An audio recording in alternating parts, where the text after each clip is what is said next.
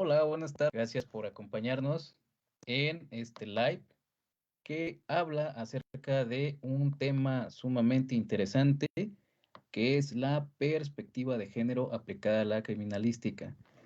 Como ustedes saben, estamos en este espacio de Según y Cuautla. Nos han invitado para dar una pequeña plática, un webinar hacia ustedes, en el cual vamos a tocar este tema tan controversial que vamos, ha permeado ya hasta las investigaciones. Ahora bien, en este sentido, hablamos prácticamente de cómo aplicar la perspectiva de género a un protocolo de investigación o bien cómo es posible el hecho de llevar a cabo una investigación ahora con la perspectiva de género. Recordemos que no solamente existe la inclusión y la igualdad, sino que ahora las investigaciones son con perspectiva.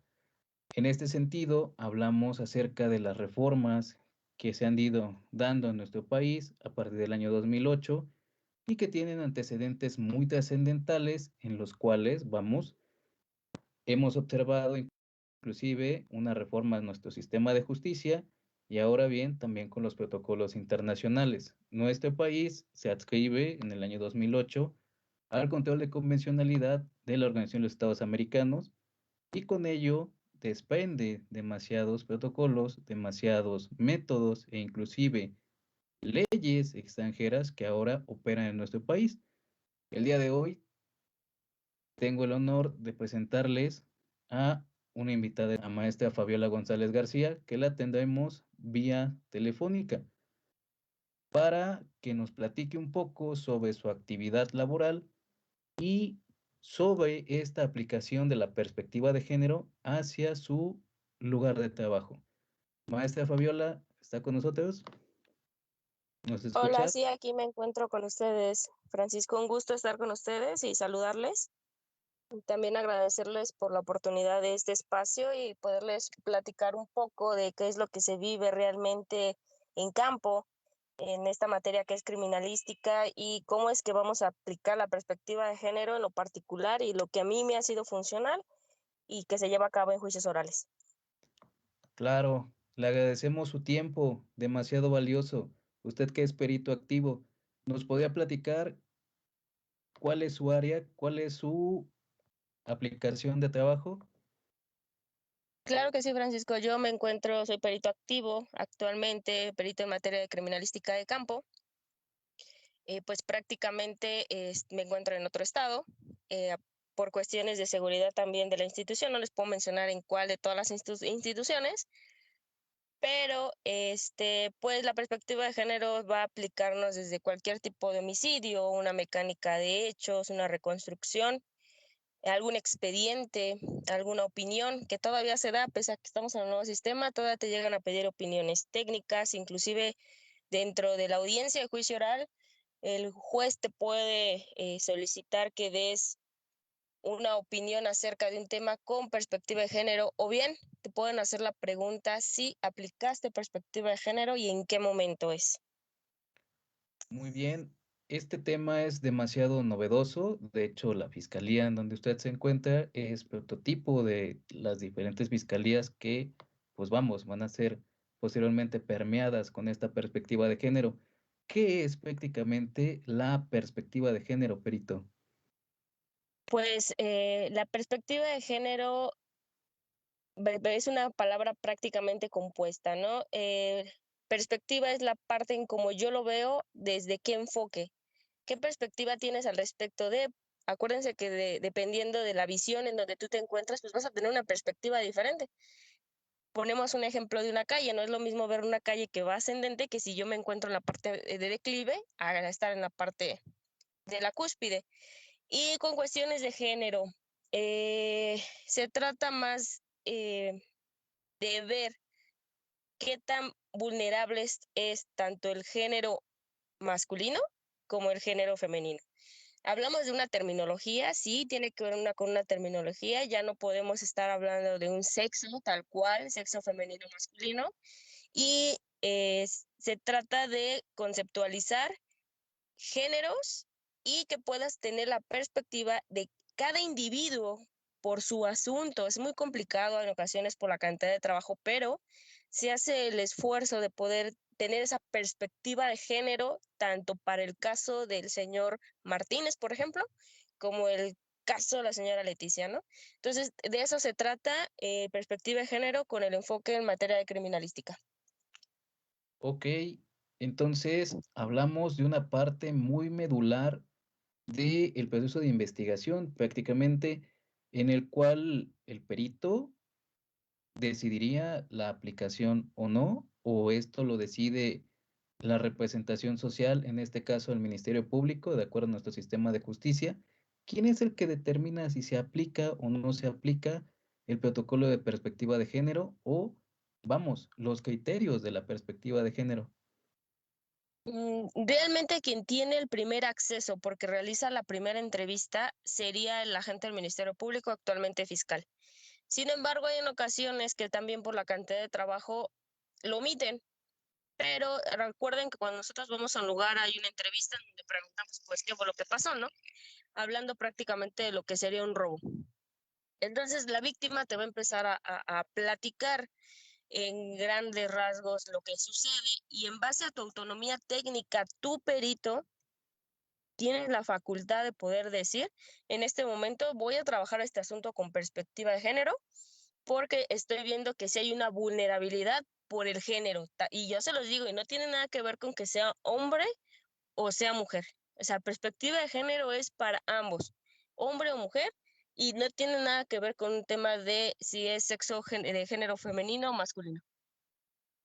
Entonces, con independencia del sexo, ¿cómo yo podría determinar, yo como perito, yo en mi actividad laboral, cómo yo podría determinar la aplicación de un protocolo o los puedo combinar o puedo hacer una investigación un poco más rica, más abundante, en el sentido de que pueda destacar o pueda recabar más indicios de algún lugar o en este caso de algún cuerpo, en el caso del manejo de ellos?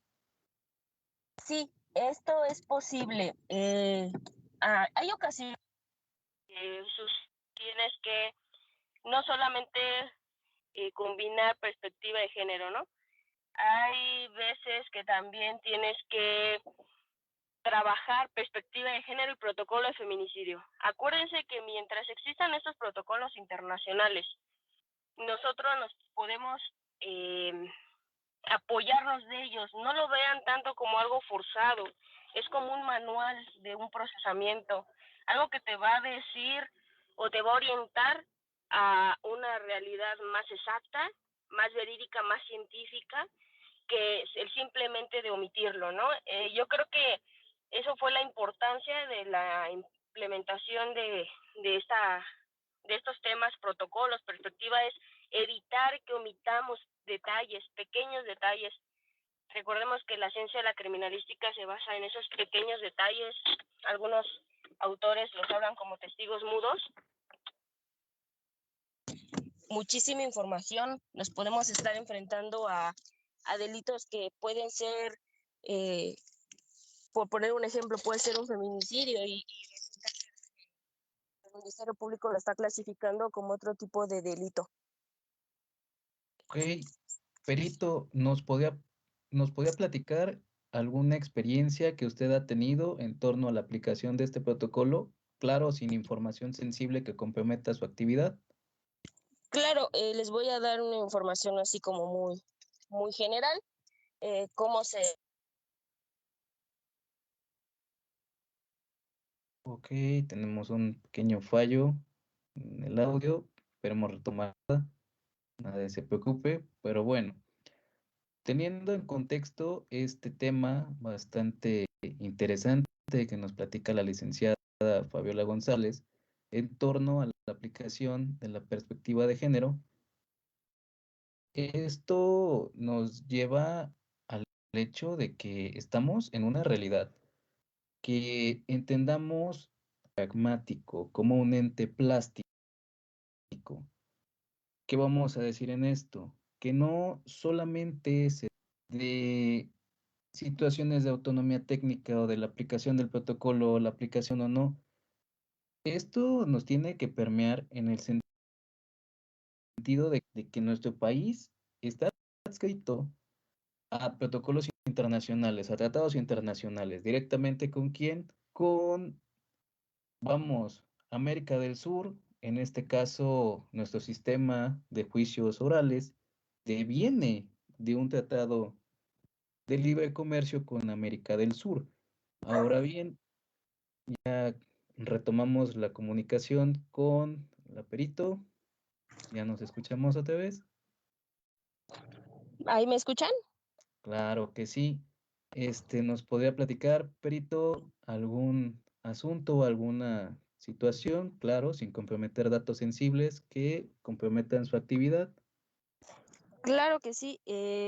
Les comentaba que hace algún par de meses ahí ingresa una solicitud por el agente del Ministerio Público en donde me indica que hay que recuperar un cadáver de una menor de 8 meses y que la muerte había sido un traumatismo cráneoencefálico, que había ingresado de un hospital infantil y que en el momento que le iban a hacer una tomografía, pues muere en el hospital de enlace, por así decirlo, en donde le iban a hacer la tomografía. Eh, Estaba yo revisando, nos vamos con esa historia, ¿no? Realmente, lo poco que se sabe, con lo público por parte del hospital, el papá va a denunciar negligencia médica, vamos a intervenir y revisando el cuerpo de una pequeña, pues sí, sí es muy cierto que pues muere por traumatismo craneoencefálico. Lo que es todo, la cavidad cefálica se podía mover.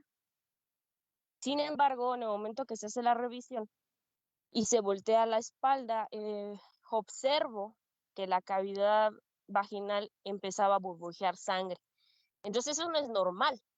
En ningún cadáver definitivamente eso no es normal. En ese momento yo sin tener ningún otro tipo de intervención, ni por parte de la gente del Ministerio Público, en ese momento tomé mi autonomía técnica y decidí empezar a aplicar el protocolo de feminicidio. Y aplicamos perspectiva de género. ¿En qué parte de perspectiva de género? En que estamos viendo que sí es una niña, pero todavía de que es una niña, es una pequeña bebé, lo frágil que ella fue hacia una persona adulta que le comete esa agresión, que estamos hablando de una violación, porque la niña en efecto tenía lesiones, laceraciones en región tanto anal como vaginal. Se empezó a realizar el protocolo de feminicidio y una vez que se dictamina, se estipula que en base a los indicios observados en el cadáver, como fue el movimiento de la región cefálica, así como los líquidos colores rojos en las cavidades y las laceraciones ubicadas, se procedió a informar a la gente del Ministerio Público que en ese momento se iba a llevar a cabo el protocolo de feminicidio, para que él a su vez girara todas y cada una de las indagaciones a todas las materias correspondientes, así como perspectiva de género. Nuestra intervención en el área criminalística no solamente se queda hasta ahí. Recordemos que también participamos en una mecánica de hechos y que posteriormente vamos a ir a un tribunal. En la mecánica de hechos igual, nos solicita el juez que le expliquemos la parte de perspectiva de género, que fue esta parte, en donde nosotros vemos desde la perspectiva como perito, como persona adulta, la fragilidad que tuvo ese menor por ser menor, más aparte súmale que era una pequeña niña, más aparte lo que ya teníamos en las entrevistas, que pues ni siquiera estaba al cuidado de sus padres. Y se recrea la mecánica del hecho, cómo es que se rompe la cervical y se logra este traumatismo encefálico. Prácticamente ese es nuestro día a día y lo que nosotros hacemos, y les podría comentar ese caso práctico. Claro, perito, es demasiado fuerte, es demasiado controversial esta situación porque lamentablemente en muchas investigaciones no le ponen la atención debida o bien esta autonomía técnica que usted está manejando. Este tipo de actividades que usted hace con su autonomía técnica nos hace ver que efectivamente las autoridades también tienen este criterio que no solamente es llenar un protocolo, llenar un formato como tal, sino ir más allá. Los testigos mudos del delito, así como usted lo menciona, son bastante trascendentales, son fundamentales en una investigación como tal, y esto que, vamos, nos impulse a buscar un poco más, porque no solamente estamos hablando de resumir hojas o de situaciones que no involucren, vamos, inclusive situaciones emocionales. Y Perito, esto es bastante interesante en el sentido de ver que por menos en la fiscalía usted, en donde usted está, y usted está aportando más de lo que debiere, pues vamos, esto, vamos, no, forma personal, pues llena, porque vaya, no cualquiera hace una investigación extra, la mayoría simplemente a lo que podamos localizar en el lugar y no más. ¿Usted qué opina? ¿Esta perspectiva de género es para mejorar el sistema? Creo que independientemente de mejorar el sistema, maestro, es como tu guía base para que puedas tener una visión, una perspectiva diferente y que dejemos de cegarnos y decirnos, es que esto no es frágil. Sí hay una fragilidad, claro que hay una fragilidad, claro que tenemos gente vulnerante, claro que inclusive que seas hombre no te exime que tú seas vulnerante ante una situación, ¿no? Y si nosotros realmente empezamos a aplicar y entender y nos acercamos a nuestros docentes que nos puedan orientar a decirnos, ¿sabes qué? Esto es perspectiva de género, porque en una plática muy bonita te dicen, es que aplica perspectiva de género, es que aplica el protocolo de feminicidio. Y como alumno, todos fuimos alumnos y pasamos por ahí, te quedas, ay, canijo, ¿y esto dónde se activa? ¿Cómo se come? ¿Dónde se apachurra un botón, no? Esto no es ningún botón, esto no es que mágicamente se active, sino se refiere al actuar y al proceder en un lugar de intervención. Lo que tú vas a hacer, lo que tú vas a aportar y vas a evitar entorpecer o enriquecer una investigación. A veces las guardias son muy pesadas, sí es entendible, pero lo que no es entendible es que tú, si, teniendo una licenciatura, teniendo maestrías, teniendo curso, caigamos en esos errores, ¿no?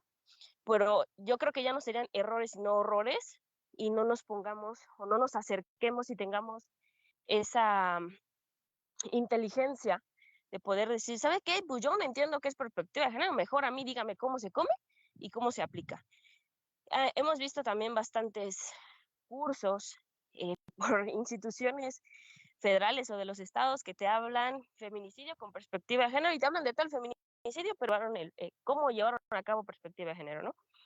Entonces yo creo que eso sería muy importante también por parte de las universidades que tengan estos enfoques actualizados que orienten a los alumnos y que vean estos protocolos como unos manuales enriquecedores para un lugar de intervención. Claro, Perito, aunado, claro, a la experiencia de los docentes y a la experiencia de la gente que está en campo, como lo es usted. Y vaya que en lo personal yo la admiro bastante desde aquí, sino en muchas, muchas ocasiones, y admiro su trabajo, admiro la forma en cómo lo lleva a cabo, y de cierta forma usted va más allá de. ¿Qué le recomendaría a los alumnos que están interesados en esto o que bien ya están estudiando y que requieren ese impulso, requieren esa parte de tener hambre y estar yendo más allá de? ¿Qué les diría a usted? Yo lo que le recomendaría a estas nuevas que ya tienen dentro de estas universidades, que recordemos que el conocimiento es poder. El conocimiento es el poder de poder ayudar, de dejarte ayudar y que siempre pensemos de que esa persona, esa víctima, eh, eh, es una persona que todavía tiene vida, que tuvo vida, que recordemos esa parte sensible. No nos gustaría a nosotros que el día de mañana ese sea nuestro familiar. Nosotros en algún momento de nuestras vidas vamos a sufrir por lugares de impotencia, pero no nos unamos a esa calidad de gente de impotencia y que si bien a veces también nos dicen, no, pues es que a fuerzas quieren ingresar a una institución, a una fiscalía. No, jóvenes, Esto también se puede trabajar externo, también pueden trabajar como particulares. ¿Cómo? Enriqueciéndose de conocimiento de sus docentes, aprovechando lo máximo que les pueda dar la universidad y estudiando bastante. Si no entienden algo, adelántense a los temas y cuando llegue su docente, pregunten, chicos, pregunten hasta la más mínima coma que no entiendan de un procedimiento, porque créanme que cuando tú estás en un lugar de intervención, en ese momento se te olvida todo lo que dijo el libro, ¿recuerdas lo que ese docente te dijo en ese momento? Claro, el aprendizaje significativo por parte de, pues, algo que gusta agregar más, Perito, no le quitamos un poquito más de su tiempo. De mi parte sería todo un gusto estar con ustedes. Desafortunadamente, afortunadamente voy a ingresar a una audiencia de juicio oral. Entonces, ya saben que el trabajo del perito no solamente termina ya cuando dictamines, sino que hay que defender lo que se plasmó en un dictamen. Es algo también muy bonito, muy padre. Y pues, estoy para apoyarles a la universidad, a ustedes lo que necesiten, y un gusto estar con ustedes. Muchas gracias, maestra Fabiola González García. Le agradezco mucho el haber tomado la llamada. Esperemos pronto vernos y muchas gracias por su tiempo. Gracias a ustedes. Hasta luego. Hasta luego, maestra.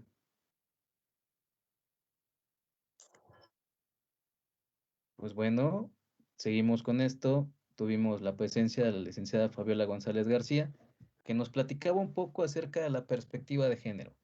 Y hablando de esto, directamente lo comentaba hace un momento para ponerle un poco más de contexto a esto.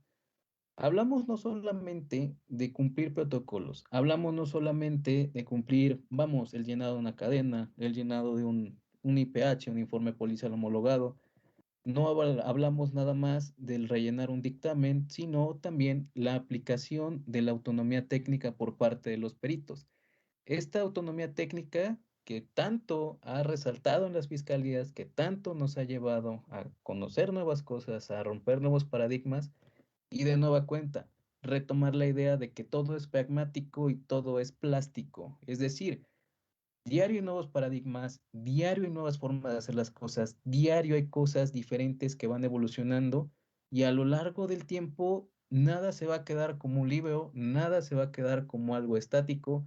Todo el tiempo debemos de trascender, debemos de evolucionar en el sentido de adquirir más conocimiento, bien lo señalaba la maestra Fabiola, el enriquecernos, el preguntarle a mi docente, el decirle, ¿sabes qué? Tengo esta duda sobre esta aplicación, tengo una duda, ¿usted cómo lo ha aplicado? ¿Usted cómo lo ha manejado? ¿De qué forma yo lo puedo aplicar? ¿En qué casos? ¿En qué momento? Y de cierta forma, a mí me va a servir como estudiante el hecho de estar preguntando. Poniendo un poco más de contexto, esta inclusión, igualdad y ahora prácticamente la perspectiva de género viene del sur, como lo platicábamos hace un ratito. Nuestro país es miembro de la OEA y nos adscribimos a la Corte Interamericana de Derechos Humanos.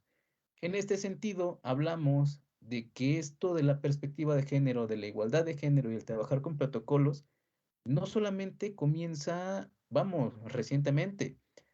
Tenemos los casos de caso algodonal, por ejemplo, que fueron las muertas de Juárez, un mal que aquejó a nuestro país. Sin embargo, la Corte Interamericana de Derechos Humanos, en el caso de Campo Algodonero, directamente da una recomendación en el caso González versus y otras versus México, en el cual debía de crear nuestro país protocolos de igualdad y perspectiva de género. El primero de ellos, la respuesta de nuestro país fue el protocolo de investigación ministerial, policial y pericial con perspectiva de género para el delito de feminicidio. Ojo aquí que esto es la primera recomendación que se emite en el año 2009. Sin embargo, desde el año 2006 ya teníamos un proyecto de cambiar nuestro sistema de justicia del inquisitivo mixto hacia, de nueva cuenta, el de juicios orales. Ahora bien, todo esto se conjuga en el año 2009 con la recomendación que emite la Corte Interamericana de Derechos Humanos y se da una modificación extra a nuestra Constitución, la famosa reforma de los derechos humanos, Es decir, a partir del año 2011 se reemplazan las garantías individuales y nuestro país se adscribe al control de convencionalidad. Es decir, con el control de convencionalidad, nosotros ahora ponemos leyes federales, en este caso, la Carta Magna, se equipara en el control de convencionalidad con los tratados internacionales. Y vamos, muchos de los que han tomado clases conmigo están de acuerdo en que mencionamos que México es el país favorito de todas las organizaciones internacionales porque firmamos todo. Prácticamente nos adscribimos completamente a todos los programas.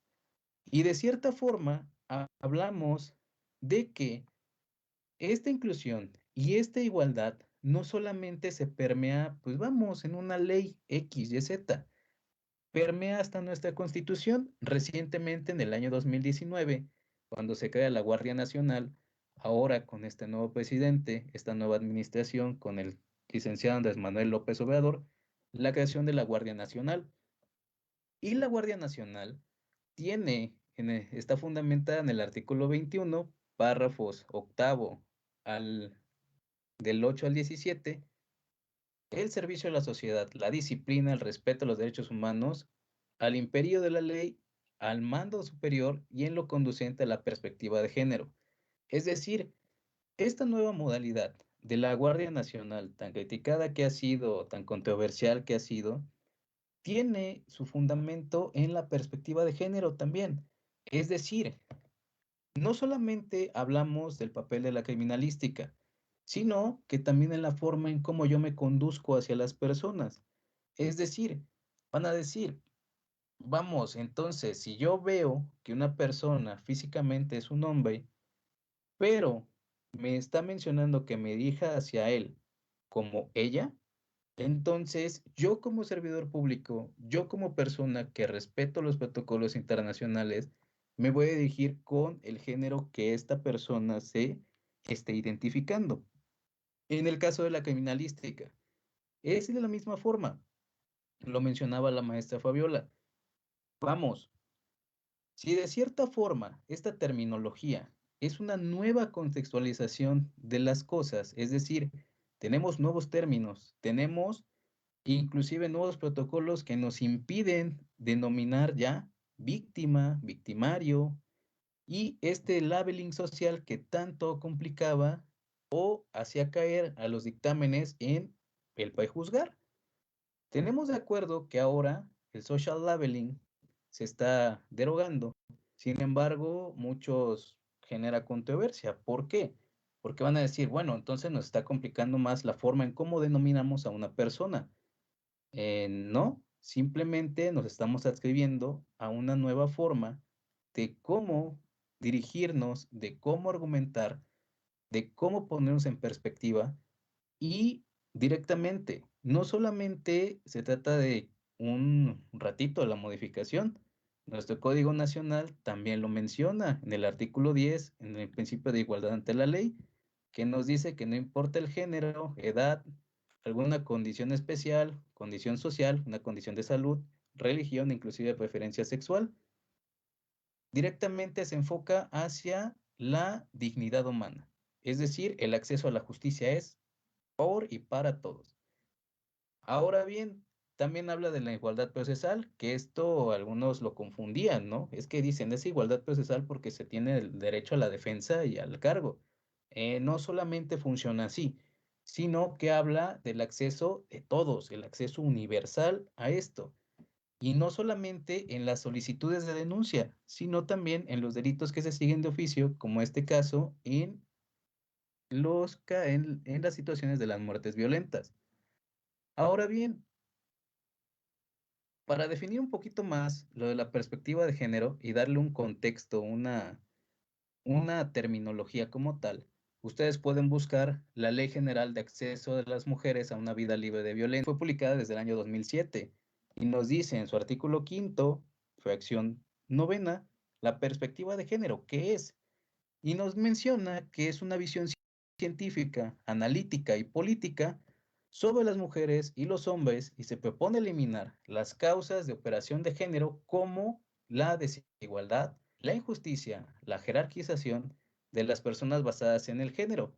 Promueve la igualdad entre los géneros a través de la equidad, el adelanto y el bienestar de las mujeres. Contribuye a construir una sociedad en donde las mujeres y los hombres tengan el valor mismo, la igualdad de derechos y oportunidades para acceder a los recursos económicos, a la representación política y social en los ámbitos de toma de decisión. Ojo aquí. Entonces, si yo tengo todavía un pensamiento rígido que no sea capaz de entender que no estamos hace 20, hace 10 años en un contexto histórico y social, difícilmente voy a entender qué es una perspectiva de género. Es decir, no se trata de solamente aprender a tolerar, sino que también esto es de acceso universal. Quitarte tus prejuicios, el machismo que tanto impera en nuestro país y comenzar a construir una realidad en la cual ya fue rebasado como tal. Ojo, ni tanto a los extremos, porque también es disruptivo. Es decir, vamos a tratar a todos de la misma forma. No se trata de ponerse la camiseta, un pañuelo verde o un pañuelo morado, o vamos, ponernos a decir que qué género es mejor. Simplemente vamos a entender que nuestra sociedad está trascendiendo, nuestra sociedad está teniendo nuevos paradigmas y que a su vez están permeando en el ámbito jurídico.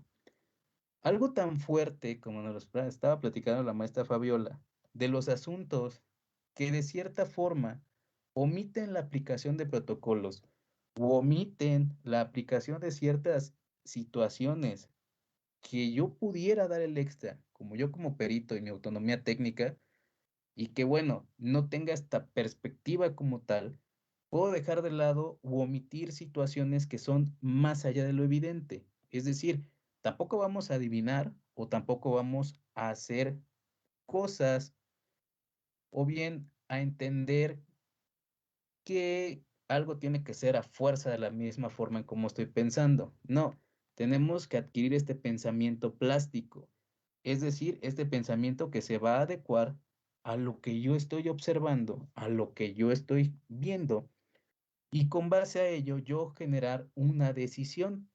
Mi autonomía técnica ahora es más fundamental que nunca.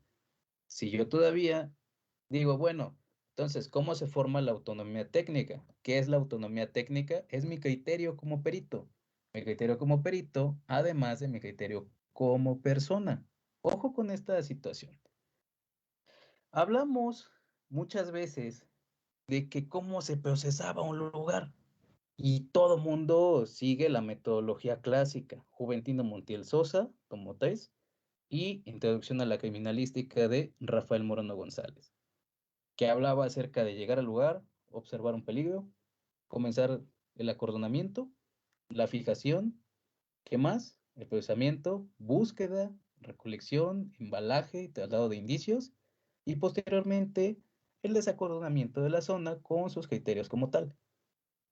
Pero realmente esa metodología que fue ideada en el año 70, en los años 80, ¿realmente funciona en la actualidad? Yo pienso que estos protocolos que nacieron a partir del año 2006, del año 2008, del año 2012, e inclusive la nueva recomendación de Radilla Pacheco dada en el 2018 y la aplicación de los protocolos en torno a la desaparición forzada, que ahora las alertas Amber no tienen que ser de 72 horas o de 48 horas después de la desaparición, que no son inmediatamente, tienen una trascendencia fundamental en el sentido de que garantizan el acceso a la justicia de más personas. Necesitamos trabajar bastante en cuanto a formar un criterio en torno a nuestra cultura jurídica. Es decir, dejar de lado el hecho de que no voy a denunciar porque me voy a tardar más tiempo, no voy a denunciar porque de cierta forma nada más me hacen dar vueltas o porque me están haciendo ir y venir, etcétera, sino que este avance que se dio es en torno al acceso a la justicia. independientemente al género, independientemente a toda situación. Ahora bien, en este sentido, hablamos de que una vez que hemos visto cómo ha dado este avance la ciencia, en especial las ciencias forenses, del año 2010 al año 2021 que estamos actualmente, es una dimensión completamente enorme. Hay protocolos de investigación, hay protocolos de identificación humana, hay protocolos en caso de X, Y, Z este delito, situaciones las cuales eran inimaginables hace 10 años, inimaginables hace 15 años, y tratar de adecuarnos a la actualidad. Es decir, yo como estudiante, yo como profesionista, yo como miembro activo de esta profesión, mi deber con la sociedad, mi deber conmigo es actualizarme, tomar ese tipo de espacios, tomar cursos, tomar actualizaciones, preguntarle a mis docentes, prácticamente investigar todo acerca de lo que yo estoy laborando. Y si bien van a decir, bueno, es que varios de mis docentes como que no, o sea, todos los docentes están ahí por algo. Su experiencia es sumamente amplia. Y de cierta forma, este hábito que es un poco complicado de llevar a cabo, más ahorita con las clases en línea, que es evitar distracciones y pues vamos, que te dé esta inquietud por tu investigar, es bastante, vamos, difícil, lo entiendo. Inclusive ahorita la gente que está conectada, pues tiene esa inquietud de seguir aprendiendo un poco más. Ahora bien, ¿qué nos deja esto? La perspectiva cómo es aplicada a la criminalística, no lo dijo la maestra Fabiola, con tu autonomía técnica, con base a lo que tú estés observando en ese momento, con base a lo que tú estés manejando en ese momento y tu autonomía como tal.